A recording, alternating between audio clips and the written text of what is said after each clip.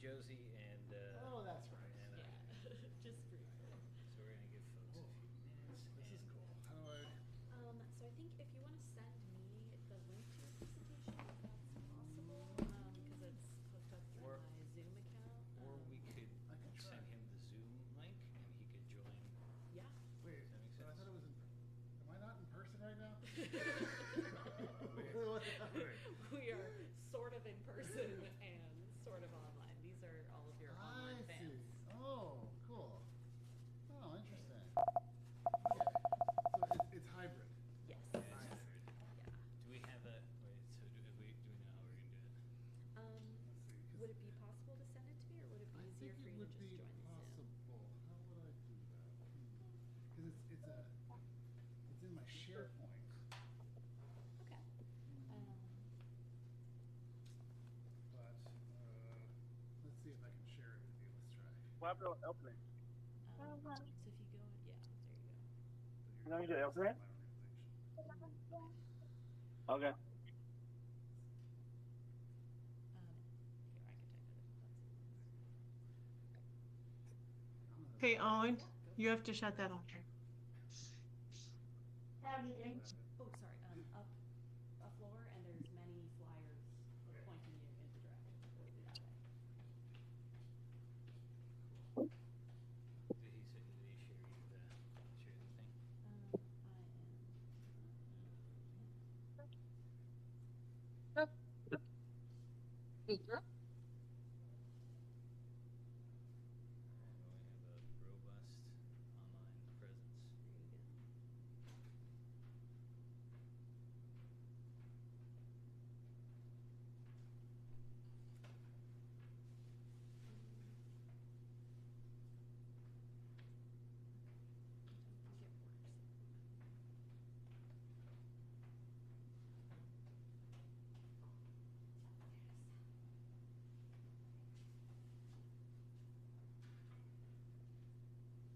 Okay,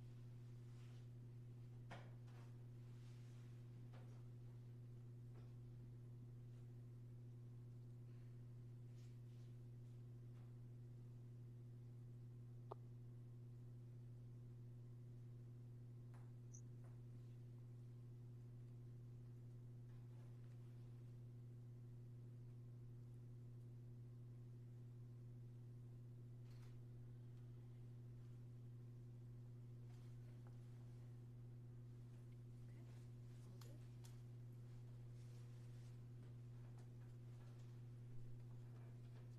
They sure have fun with the.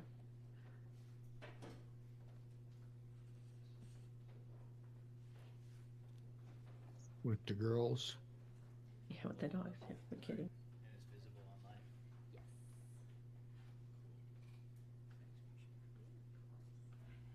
How you doing? Good. Yeah, excited. Class. They're great. There's yeah, a little bit of controversy this quarter because we're being asked to do a bunch of stuff in AI. Conscious. Like Wait, like AI therapy? yeah, Like training, like you are being trained by. by AIs, but it's also like who's training who? Like it. Wait, like are they using you as? Are they train? Actually, are they training the AI on you guys? We'll talk about it. Holy Yeah, shit! It's. Are they saving money this way? I'm sure. Yeah, That's they're the- making it. It's like, actually, I'm sure they're They're making gonna it. sell it. They're gonna sell it. All right, that's very exciting. We're gonna talk about it at dinner. Sounds good. All right. What am I selling? So here you go. Click through. There's a little this mic. Okay. Yeah, put that on. Bruce. Well, And you're gonna have robust online. definitely. I'm huge in Japan. Huge. All right, let's give folks a minute. Okay. And then. Can you do that? What's Okay. it? And then, should I use this or don't? No. Is it on? Are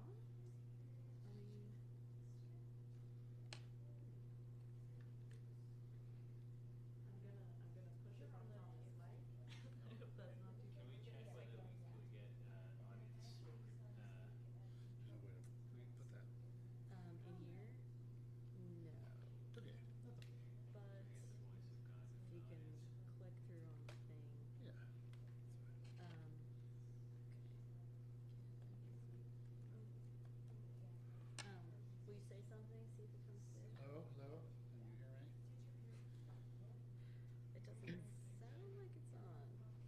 We have audio and we can see the screen share.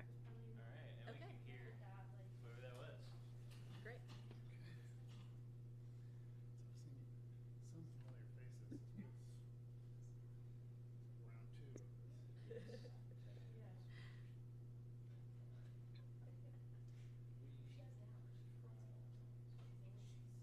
Jen said you'd be a couple minutes late. I'll get started. I'll take over. Please do. Wait, do I need a microphone? I think you could probably project. I can project. Yeah. I'm just talking to Josh's Maybe lapel. is this way? I assume, can people hear me online? Yep. All right. I'm a good projector.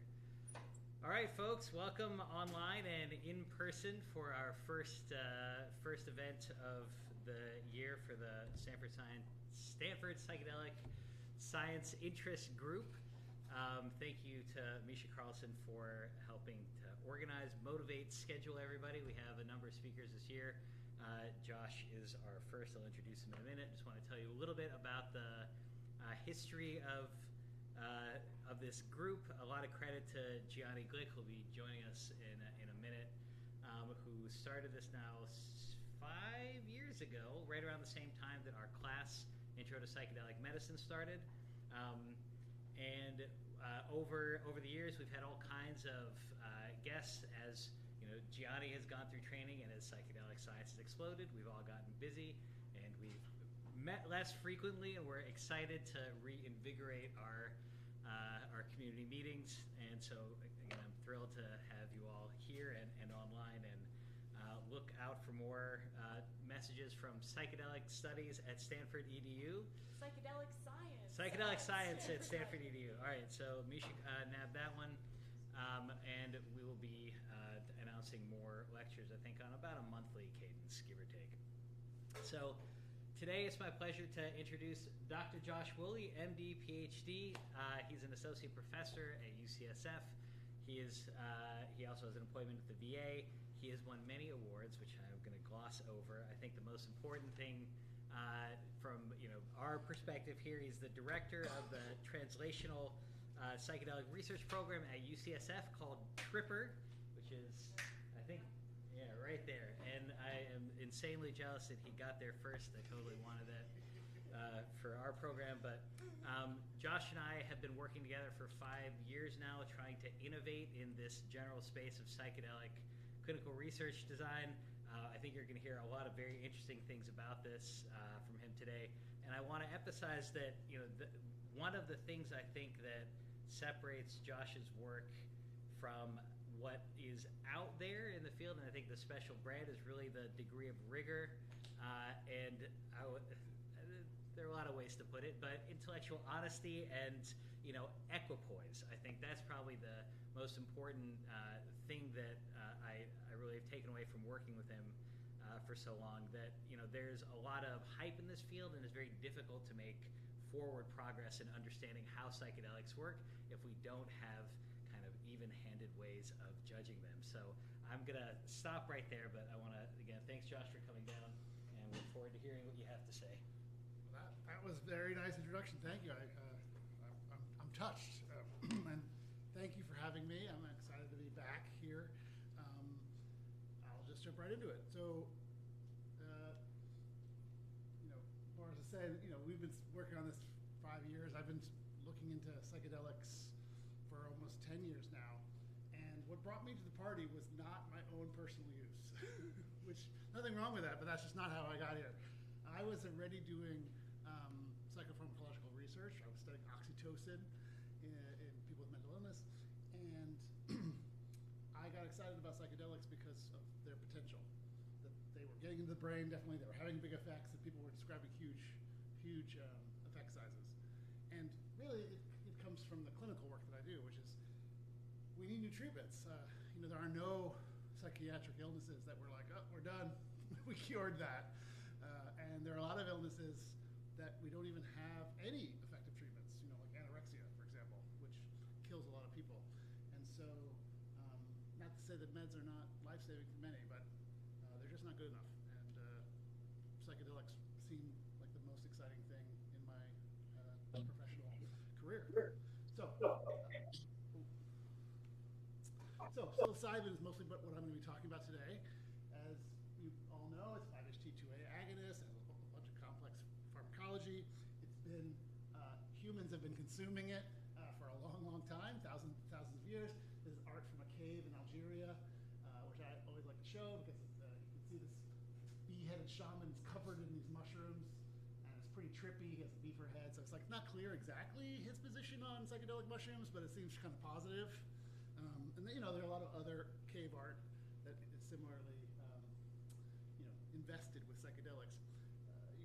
Psilocybin, when you take it, lasts about 6 hours, and a lot of people have asked me, why are we studying psilocybin in this modern era and not LSD and I actually know the answer. The people who were starting this, Hopkins, Bob Jesse, other people, there were 3 reasons. One was psilocybin fits with the time course fits within a workday, right? So something lasts longer. It's kind of like awkward, like overtime. It's like a whole problem. Right? The other one is that it didn't have all the baggage that LSD had, right, politically. And then finally, I think there was also a sort of a countercultural. So if capitalism, pharma got its hands on it, and things got out of hand, there was a sense that you could always just grow the mushrooms in your basement because they're actually not that hard to grow. So that's why we're talking about psilocybin today. So, scientific thing, what does it do? You get these potent effects on perception, mood, cognition, and behavior, which is like everything. Here's one way to try and capture what it actually does. This is what's called a web plot. So people take these different drugs. These are all healthy people in this particular graphic. Then they fill out this very detailed survey about their experience. And then the farther the dot is from the center, the more of that experience people have. And so you can see here in gold is the psilocybin. And you can see it has these sort of classic psychedelic things. Synesthesia, experience of unity, imagery, elemental, so that would be like squiggles or geometric shapes. Complex imagery would be like seeing a dragon, impairment, and some disembodiment. And that's the description of this experience that is actually very difficult to put into words. I'm here because a growing number of trials are using psilocybin for various indications, which I'll tell you about. And the FDA and all of them has granted breakthrough status to at least 3 different companies for slightly different versions of psilocybin. Okay, I think all of you know this, but I'll just go through it quickly. All the modern psychedelic trials, except for headache, have done the treatment in this kind of specific way. The patient comes in to the clinic, or the dosing room, we call it, meets with the therapist, and they do what's called preparation. That's usually about 6 hours, spread out over a couple sessions. They get to know each other, build rapport, maybe talk about the person's depression history, and then there's also psychoeducation about what might happen with the high-dose psilocybin, and then there's also a talk of like what they're hoping to get out of it, setting an intention. These are pretty typical, and I would say almost every trial that is published has done some version of this. MDMA as well. Then on the dosing day, the patient comes in, same place, same therapist, takes the psilocybin in the morning, has an intense experience. As the experience gets intense, they're encouraged to kind of go internal, listen to music, put on eye shades, lay down. They also get monitored for blood pressure, and they're never left alone. And then the person comes out of it. Of course, we don't force them to stay with the eye shades. If they don't want to wear it, they don't have to. There's music typically. And then they come back for another 6 hours for what's called integration, where people talk about this ineffable experience, try to put it into words, understand it, create meaning from it, and then also try and incorporate it into their life to have positive long-term change. Now that exactly how that happens is a little bit of a mystery, but that's the goal. I like this tweet from Matthew Johnson, who's a researcher at Hopkins, that psychedelic therapy is more psychotherapy than most pharma companies and neuroscientists know how to deal with, and more pharmacology than most psychotherapists know how to deal with. I think that really captures it because it has this combined thing. It's not just like with SSRIs for depression and psychotherapy like CBT, we know that if you get both of those things, often you get a synergistically better outcomes. But we don't think of them as like closely tied. You know, like you do this, you do that, maybe you do one, do the other. It's kind of like two separate things, and they're kind of studied separately. But here, that's not what is being studied. It's not what people are looking at. And why? It's kind of a good question, I think. Like, why do we do it this way? It's kind of unusual. And I think there are two major reasons. One is safety. We know from back in the 60s and 70s, if you give people high-dose psychedelics, just kind of leave them on their own, or put them in a sort of unpleasant environment, people freak out. They have bad outcomes. Even now, even in the trials, people have very difficult experiences that can, in the week after, sort of feeling fragmented or anxious is how it's usually captured as an AE. That's part of what this psychotherapy support is there for, to help people manage these kind of experiences. So I think that's unlike ketamine, where people go in the K-hole and they, and then they come back and it's like, okay, it's kind of weird. Psychedelics, they're like activated, and you can't really, no one's tried in the modern era to give people high-dose psychedelics without this kind of support. And I don't think anyone who knows what they're doing would want to do such a thing. Yeah, so that's one. So safety is an important one. But then there's also this efficacy point. And I think this is also important, and it's kind of like a paradox, right? Because like psychedelics are really popular. People love psychedelics, they're kind of fun, and lots of people have used them. And not everyone who goes to Burning Man comes back not depressed and not anxious and not wanting to use drugs. And so there is this paradox. It would be like if Prozac grew on trees or something, right? Like if people were using it all the time and it wasn't helping with depression, that'd be kind of suspicious. Now, of course, many people who go to Burning Man and use psychedelics do get benefits, and they will tell you that. But also, I think it's probably something about how these drugs work, that that they seem to be plasticity enhancing, and so the frame, the intention, the set and setting, if you want to use the jargon, probably matters. And that kind of resolves this paradox, that when you're using it at a rave or something, that's not the same as what happens in these clinical trials. Now, I just want to tell you about one trial. We were a site for this trial. This is the USONA trial. This was moderate to severe depression, multi-site trial, and this is the study design. You can see there's PrEP here, then the dosing, and they used an active placebo. Anyone know what it was? Anyone? The active placebo? Niacin, right. And I can tell you that it did not work. People were like, I feel itchy and I'm still not tripping. It just like made them upset. So it didn't confuse anybody, but they kind of tried. But we actually don't even know how well it worked for masking, because they didn't ask. No one asked, like, what do you think you got? But I can tell you, everybody knew almost immediately. And then you can see they get dosed, randomized, were dosed, and then they follow up and they have more integration sessions. I think, here and here and here. And then they were followed up for 43 days. Here's the data. You can see, here's baseline, this after the dose, and you can see you get the separation at basically 7 days after the dose. It's quite large. This is a change score. So if you don't change at all, you're 0. So people are having these large improvements in the MADRS, a measure of depression, that is sustained for 40 days, 42 days after the dose. And this is an important point that makes psilocybin treatment quite different than SSRIs. That, here we're giving the drug once, and people are feeling better for a long time. You need that. If it wasn't for that, none of us would do any of this, because it's like so much work. It's like a lot of effort. So that's what you need to see, this durable effect. Okay, and here's just another way of looking at the data. I like this. It's unusual, but I like it where they actually stacked the people in the two arms based on their baseline score. So like this person had the most severe score, and this person had the least. And then the way the columns go tells you how they did in the trial. So the columns that go down show you that they got better and where they ended up. So like this person went from very severe to 0 on the MADRS.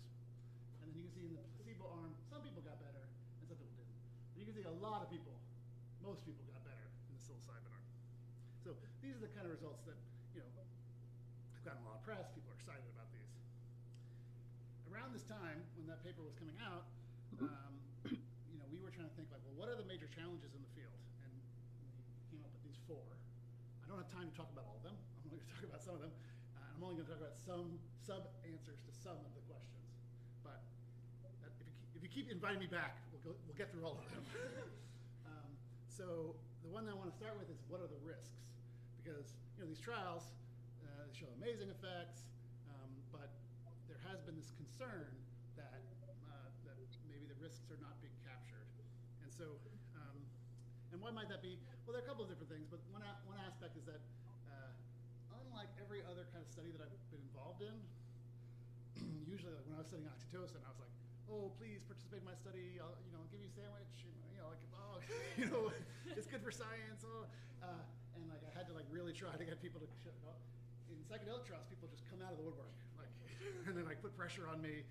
Like someone's trying to twist my arm from med school, like all sorts of things to be in the trials. People, like we do a Parkinson's trial, they're like, well, I don't have Parkinson's, but I really think I should be in your trial. Like it's like the craziest thing. We have a 20-person healthy person study that we just finished, and I think we got like 4,000 people to fill the survey to be in it, like, and without any advertising. So it's just like the craziest thing, right? So, and what that leads to, I think this is a really cool analysis, is they looked at all the people who like were screened versus the number of people in the study. And you can see these 2 trials excluded a lot of people, like a lot. Whereas this vortioxetine trials, which are not a psychedelic, they excluded less. And there are multiple reasons for that. One of them is that there's a lot of exclusions in the psychedelic trials to kind of keep the people in the study quite homogeneous and manageable, probably. And then also, people also drop out when you actually tell them what's required, how much effort is required from them. And so one thing that we looked at, this paper just came out, and we're excited about this, is we looked at the demographics of people in all the psychedelic trials. And just the take home is they're very white. Lots of white people. You can see this here.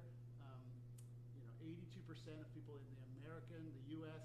psychedelic trials are white, identify as white, which is significantly higher than she needs a handyman. US I was going to give him Dan's number. And other non-psychedelic clinical trials over the same period. I mean, Now, we can talk about why that is, but it's a problem. More upscale than that. Mute. Okay. And then, similarly, this is the people with a college or advanced degree, and the people in the trials are also, when it's been measured, they have a lot of education. Now, that's not pro or con, it's just different than the U.S. Census, and we can talk about why that is. So, the point here is that the people who are actually participating in the trials are probably not representative of the people who actually have the conditions that we want to treat. And that's problematic for a bunch of reasons. Another thing that we've been really interested in is bipolar depression, or even risk of bipolar. So as you may know, bipolar is a big problem. Mania gets all the attention, but depression is actually the condition that people spend more time in. Oh, it's muted. Is that me? She's talking about herself. Oh, okay, it's talking about herself. Okay. And actually, the suicide risk in depressed people with bipolar is one of the highest in psych. The treatments we have are not that effective. And interestingly, I thought this from the get-go, psychedelic trials like that Usona trial I told you about, they excluded people, not just if they have bipolar, that makes sense because you're studying major depression, bipolar depression, something else, but they also exclude people if they had a family history of bipolar. So if you have a sister or a parent, some studies even do second-degree relatives. So you have a cousin, which is a very unusual exclusion criteria across medicine. Boris is the one who told me that I think there is something like that in anesthesia, right? There's like the hyperthermia or something. Latent hyperthermia. Yeah, right. Does anyone you know have this? right. But that's the only example that I could find. And actually, it's actually kind of hard to get a number for if you take people like, say, with major depressive disorder, what proportion of them in the general population will have a first-degree relative with bipolar or schizophrenia? That's a hard number to get, but estimates are like 15% which is a lot. Like 15% of people who might benefit from your treatment can't be in it because of a theoretical risk that actually doesn't have much evidence. So that was something we wanted to tackle. And so we did a couple different things. One is we did a systematic review. We're like, well, what's been published? There are all these case reports. We found some case reports. Here's just one of them. This is actually a person, unbeknownst to us, that saw one of our colleagues in San Francisco, a 21-year-old woman. She uses psilocybin. She develops, psychotic mania. She has a family history of bipolar. She gets treated, and then later she has another episode, and she has bipolar. Now she has bipolar. And the first episode was tied to this psilocybin use. And her friends used it at the same time. They didn't have any of this.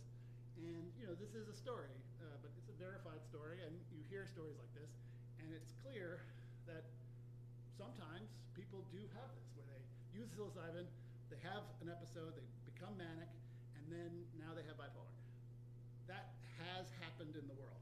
We don't know exactly what the rate of that is, and we also don't know what would have happened if this person didn't use psilocybin. Would they eventually have also had bipolar or not? That's the real question, and it's actually a very difficult thing to answer. We also did this international survey. We're like, hey, do you have bipolar? Have you used psilocybin? Tell us about it. And we went all over the world, and this is a map of the places where people filled out our survey, which is pretty cool. One person in Mauritius, which I was very excited about. And we asked them a whole bunch of things, mostly around safety. And we got 541 people with bipolar to fill it out. We asked them why they used it, and more than half of them said, at times I use it to treat my mental health. A third of people said that actually when they use it, they get worsening symptoms, right, in the 14 days after, including mania, it's kind of concerning, depression, anxiety. 4% of the people actually described in their response that they ended up in the hospital or needed to use the emergency department because of using psilocybin. So, this fits with those case reports. These people are saying, yes, this happens. But then we also asked them, how harmful do you think using it is for you? And they're like, no, not that harmful.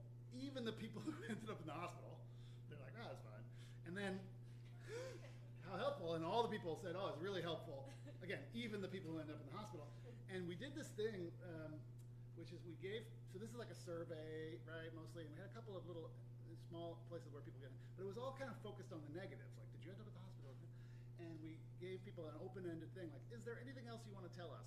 Because turns out that's good survey making. I didn't know that. And what happened was that people, kind of like people are knocking on the door to be in the studies, people took it upon themselves to educate us about all the positives.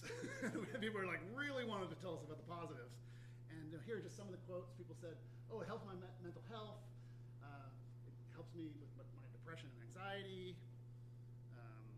Helps me grow, gives me perspective, and also this, mixed experiences.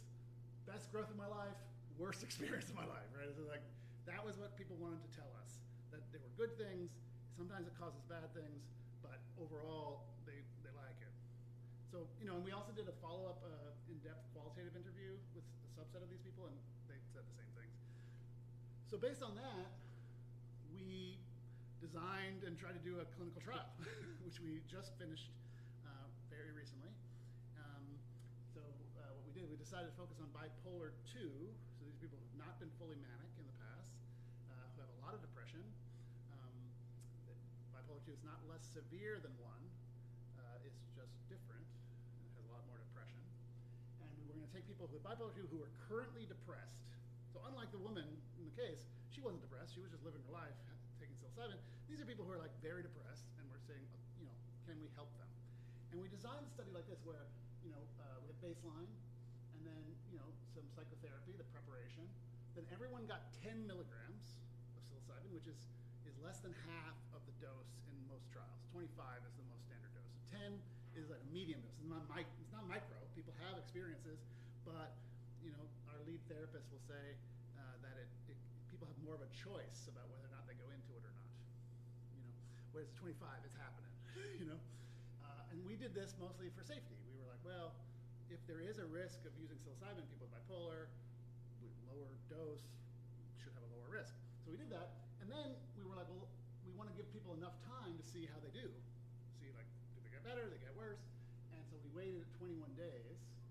And then we're like, oh, you know, giving a higher dose of psilocybin is probably associated with some risk. We don't know what that risk is. Everyone else is really afraid to do this. Like, there's probably some risk. And so if the people in our trial are no longer depressed at the 21 days, the cost benefit changes, right? Like, it doesn't really make sense to expose them to this risk if they're not depressed, because, you know, everything has risk, and we're trying to solve a problem. So if they're no longer depressed, we thought, well, it doesn't make sense to dose them again.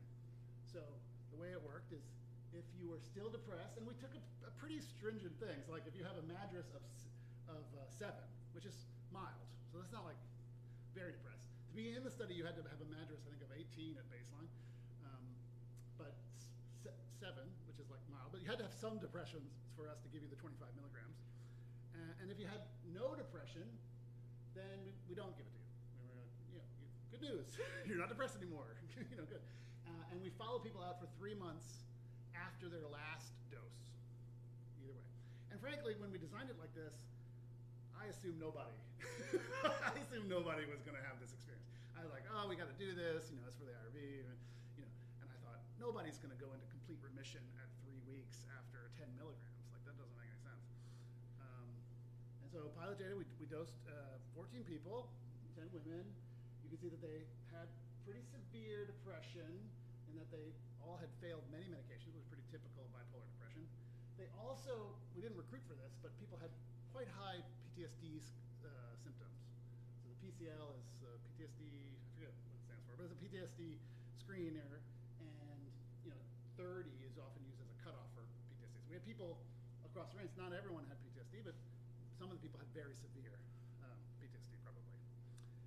And then we found the study, the treatment was adequately safe. We didn't have any serious AEs, and people said, oh, it was pretty acceptable. Interestingly, we asked people about their expectancy about the trial, the study, like, how much do you think this is going to help you? And unlike other places, the people with bipolar in our trial were quite ambivalent. They're like, well, I'm not sure this is going to help me. I don't know, but I'm going to do it because it's pretty severe. So here's just some data. This is the YMRS is a measure of manic symptoms, hypomanic symptoms. These are individual people. You can see that it's low. We had one person who had a hypomanic episode after the 25 milligrams. Yep. What did they expect to get better? Was that in response to, will you get better after a low dose of psilocybin, or we didn't ask that. We just said psilocybin therapy. Yeah, and they're like, eh. And they were like, I think, they were mixed. They came for the sandwich. Yeah. Some of them were like, well, maybe it'll help some, and other people were like, I don't know. They were kind of ambivalent, but they still did it, And so we did have this, what we coded as a moderate AE. This person had a clear hypomanic episode. It was the same as the hypomanic episodes that she usually gets, and at the same frequency that she usually gets them, and that she gets them every 3 months, and it was kind of, she was due, and it was actually a little less severe than the hypomanic episode she usually gets, but, we don't know, this could be. And then this is suicidality, the CSSRS.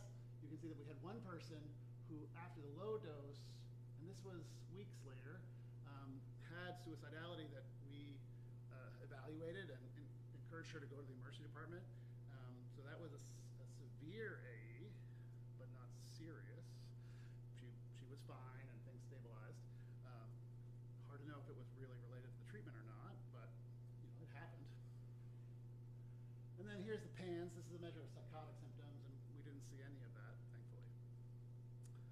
Here's our efficacy. Now remember, this is open label trial, so it's like preliminary, but you can see here's the MADRS scores at baseline. You can see they're pretty high, up to 40. That's a very severe person.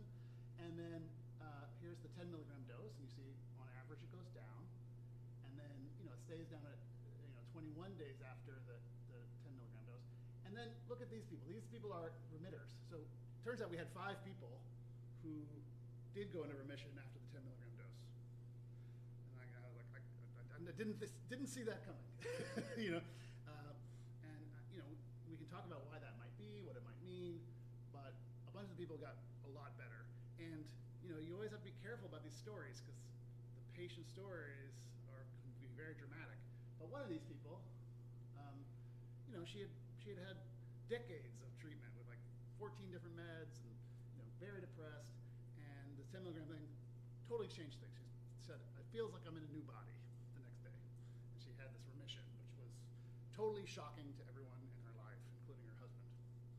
So we had a bunch of people who did that, but a bunch of people didn't, and then we dosed them, and those people also got better. And then you can see that it's sustained out to 3 months. This is what it's a little bit unusual, the graphic. We have the line breakage because this data point includes these people at A90 and these people at B90, if that makes sense. Okay, so still, that was pretty exciting for us. And then here's some other data. This is the quality of life. We also saw improvements in quality of life. And this is a survey about the caregiver burdens. Like people had to have a support person to be in the trial because we were worried people were going to become manic. So you had to have someone who saw you many days. And they also saw that people got better. Another interesting thing is we asked people about their psychedelic experience. We used the CEQ, which is the Challenging Experience Questionnaire. So it's kind of things like, I felt like I was going insane, or I thought I was dead, things like that. And you can see that people in our study, had some challenging experiences. And we had access to the data from Robin's paper with depression. So you can see it's not so different. It's pretty in the same kind of ballpark. And then the MEQ is the Mystical Experience Questionnaire. It's kind of a simplified one that gets at one aspect of the psychedelic experience. And you can see, the 10 milligram is less consistent in inducing it, though some people have high. And then the 25 is more. And these are the people in the 25 milligram psilocybin arm of that depression trial. So it's not like totally different. Okay, so the summary from this is that our community data and the case reports, like there does seem to be some risk, but benefits. People with bipolar say, yeah, we use this, it helps us, but also sometimes it harms us. Our trial, and then there's also a trial by Aronson and Trisha was a senior author on that. It was very similar to ours, and kind of found similar things, which is kind of nice. Let's say we were pre-replicated, we didn't find any severe AEs in the study. Except instead, people said it was pretty tolerable. They liked it. They would recommend it to their friends, and safety was adequate. But of course, it's open label and preliminary. Okay, questions about that before I move to the next thing? No? Online, anyone? Okay, so one of the other questions I wanted to get at, and Boris teased it for me, is how do we design rigorous studies in this space? There are a lot of challenges. And, I don't know if you remember, but 2021, this came out in the New York Times. Psychedelics are coming. It's going to change everything. Everybody wants in. It's going to be amazing. Right? That was a high point. I think COVID was still happening, and we're like, oh my God, psychedelics! It's going to be amazing. Right? And here are some quotes, and I want to see, is this a little participant engagement? Here's a quote: "Psychedelics have the potential to catalyze global peace. These medicines could be the most powerful tools we have to address the root causes of war, systemic oppression, and environmental destruction." Any guesses? Rick. Very good, Rick Doblin. Psychedelics have the potential to heal our nation, to heal our people, to heal our divisions. RFK Jr.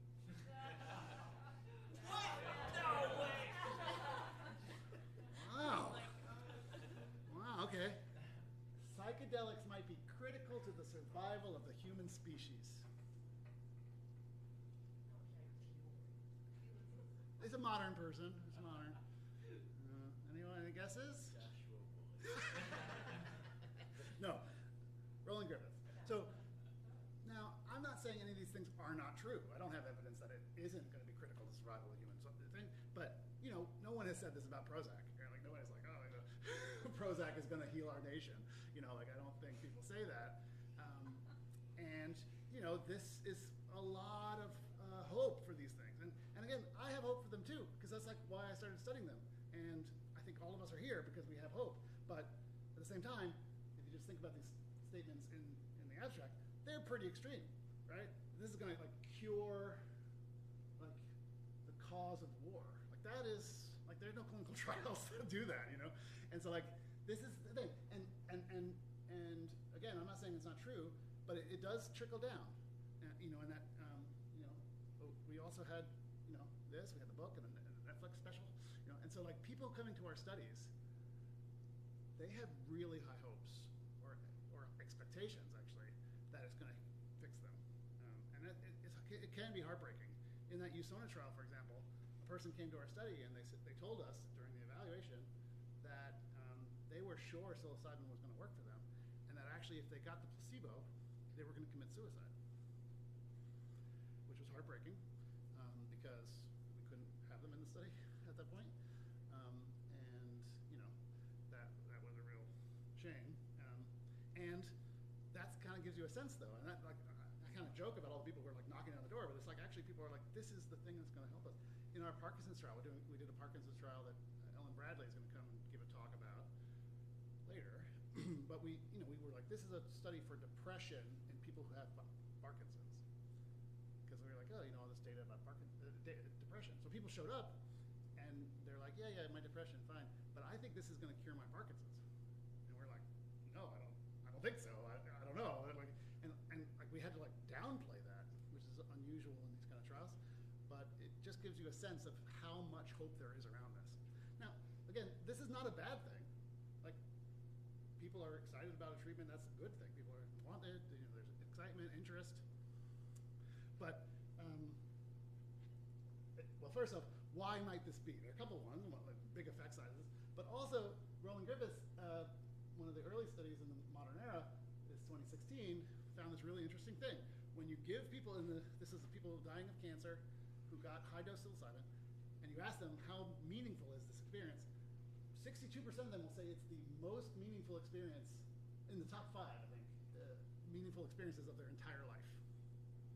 Their entire life. And I think it was like something like 35% of them will say it's the most meaningful experience. And I think that's so fascinating. It's amazing. When, against SSRIs, nobody even asked that question because no one expects it to be meaningful. You know, maybe like psychotherapy could be kind of meaningful, but there's something about this, the psychedelics, that people find very meaningful. And that probably is part of its therapeutic effects, but also might be part of why people are so excited about it. I don't know, that's a hypothesis. We got a chance to do a study in that USONA trial that I'm pretty sure that they didn't totally realize what we were doing. We got approval to send an anonymous survey to all the therapists in the trial. So there were like 7 different sites, therapists at every trial, at every site, and we sent them an anonymous survey. And it had to be anonymous for obvious reasons, because we asked them a lot about their psychedelic use. And, you know, not a ton of people filled it out. I mean, it depends on how you look. I think there was like 100 therapists at all the sites, so maybe a third of the people responded. And this is like a water is wet kind of thing, but like psychedelic therapists have used a lot of psychedelics and used psilocybin, used it recently. Again, no judgment, it's just a high number. And when we asked them, compared to placebo, how effective do you think psilocybin therapy will be? Nobody said equal or less. Everyone said it better. And 2/3 of the people said it was substantially better. That was the highest thing they could check. So I guess what I'm saying is the enthusiasm is not just in like leaders in the field or participants, it's also in the practitioners and the researchers, all of it. And again, not a bad thing. I bet CBT therapists, researchers are very excited about CBT, but we usually don't even think about asking them if they've had it themselves, or you know, SSRI researchers have taken SSRIs. We don't usually do that. Maybe we should. But I think this is a unique aspect of all of this that we need to keep in mind. And why is that?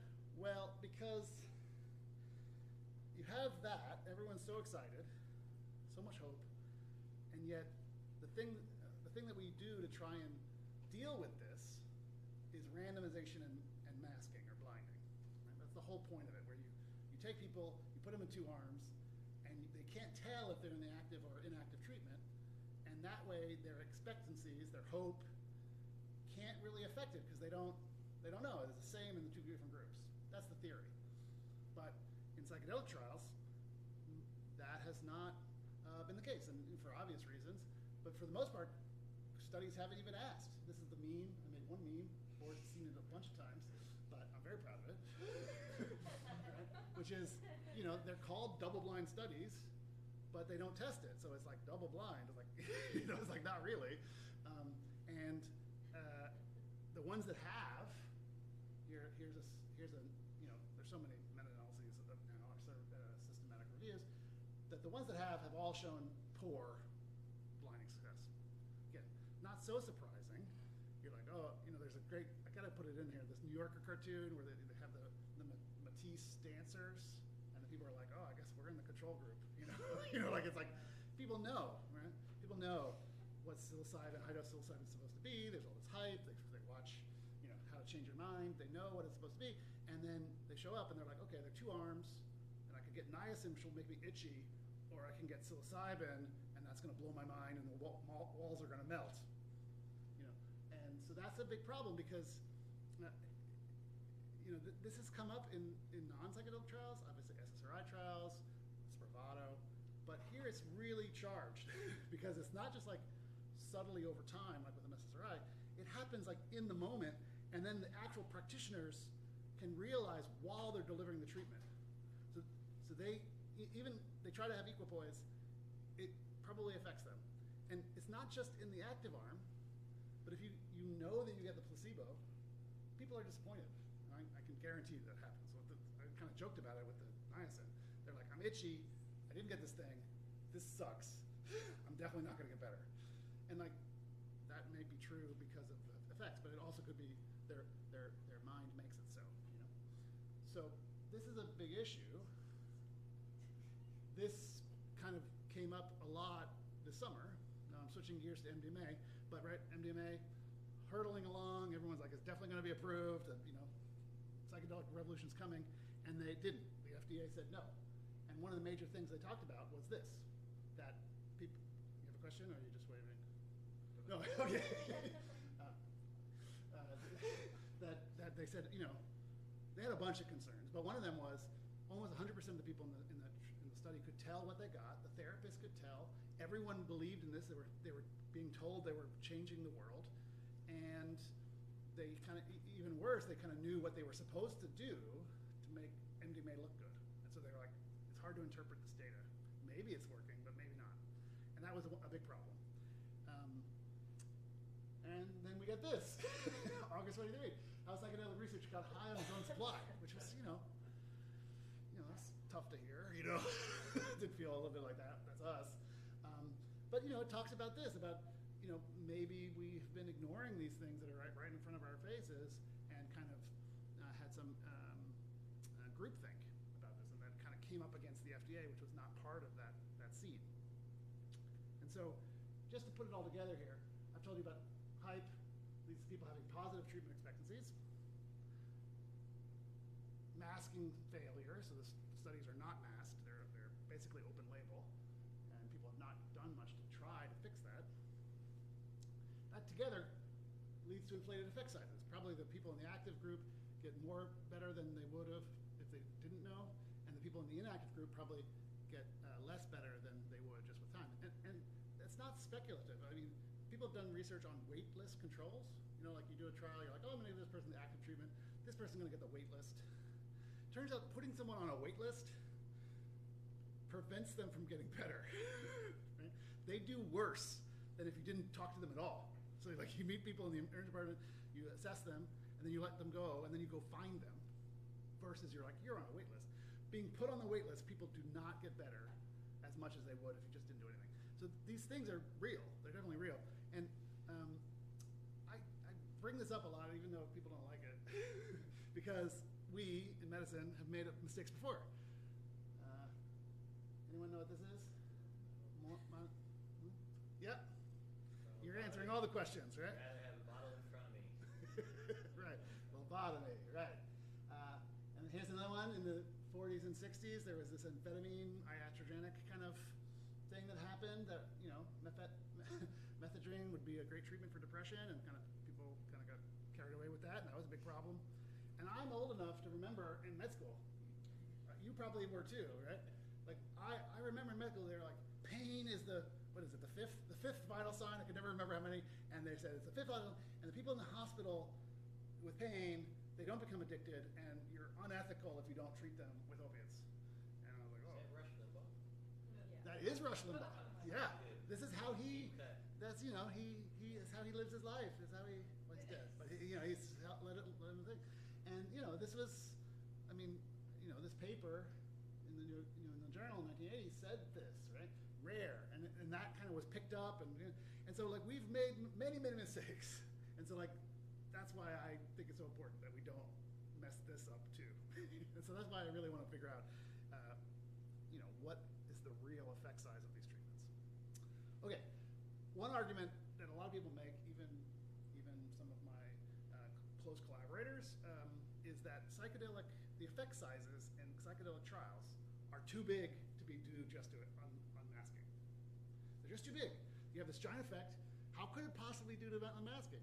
You see these transformative things. People last a long, improve for a long time. And so this is a common thing. Some major people in the field have said this. I actually heard Roland Griffiths say this to me 10 years ago. And so this is a common idea. It was even brought up at the FDA AdCom. One of the people said, these effects are too big. I'm not worried about masking. And so we tried to think about, well, how can we address this? One way would be have like an adequately masked trial, but that's really hard, and nobody's done that yet, and it's cost millions of dollars.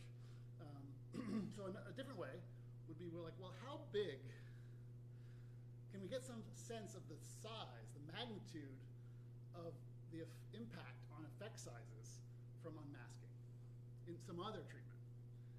And what we really would want is 2 trials that are identical, except one is perfectly masked and the other one is perfectly unmasked. Now it turns out there aren't that many of these. This is not something that people do. You don't go around being like, let's do this. But we did find at least one example. Any guesses? Any guesses what it would be? Forrest. Ketamine. Yep. So first off, we defined unmasking bias. This is like a term where, Balazs, who's worked with both of us, and the idea is if you have ketamine, so it turns out there are ketamine trials, single dose ketamine for depression versus saline. And you tell people you can get ketamine or saline. Now ketamine has a bunch of psychological effects. Turns out when you do it this way, people are unmasked. If you ask them, they're like, oh yeah, I got ketamine or I got saline. They know. Everyone knows. And this is the difference in effect sizes. This is the effect size between the active and the control arm when the control is saline. You can see this is a large effect size, a 1.8, right? But then you give the same treatment, ketamine, and now you have a different placebo. You have midazolam, the benzodiazepine, that causes some of the effects, and actually is, for a single dose, is quite an effective mask. People actually don't know what they got. Right? And what you see is you get this much smaller difference between the arms. We call this the unmasking bias. The same treatment, different placebos with different masking. Now, I saw Boris making a face. It is possible that maybe midazolam has some antidepressant effects. That would probably cause this too.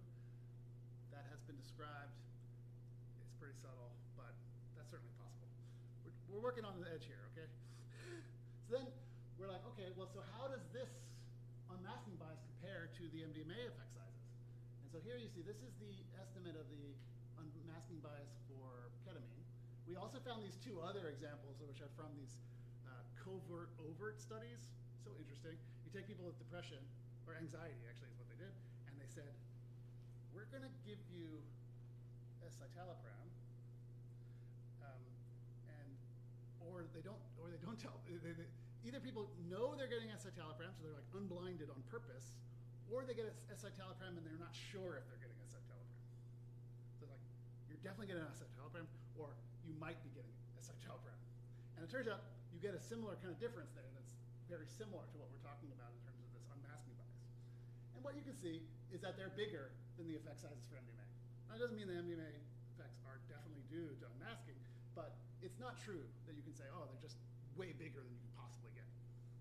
And then here's psilocybin, effect sizes maybe a little bit bigger, but still, it's not like it's so much different that he's so confident to say that it's too big.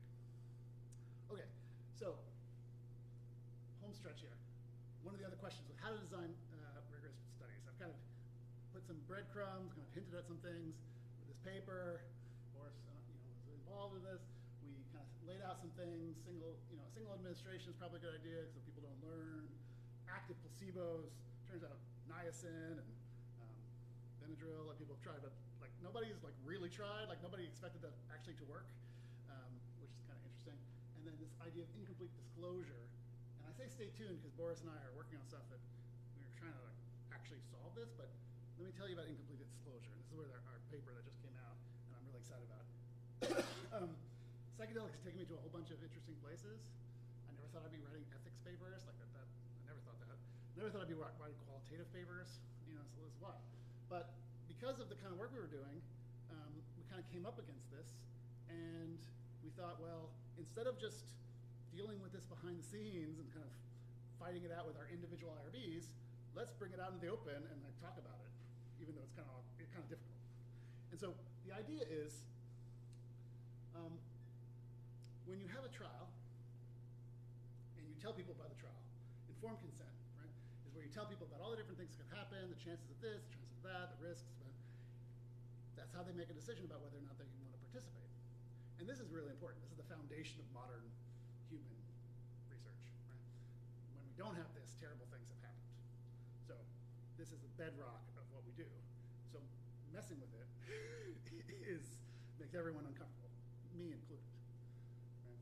But it also contributes to unmasking. Because you tell people all the side effects they might have, the exact things they might get, and they can look at that and read about it and be like, oh, I have a 50-50 chance. And actually, we know that that happens because if you do a trial, a two-arm trial with two-arm trial with an active and a placebo, or a three-arm trial with two actives and one placebo, which one do you think has the bigger placebo effect? No. People in the three-arm trial, they're like, oh, I only have a third chance of getting placebo. So they actually get better, more, than the people who got placebo in the two-arm trial. So like people, like I know no one's doing this on purpose, but like the brain, like it's wild. so we know this can happen, and yet IRBs have said, no, you can't do this. And we wanted to say, well, where does this come from?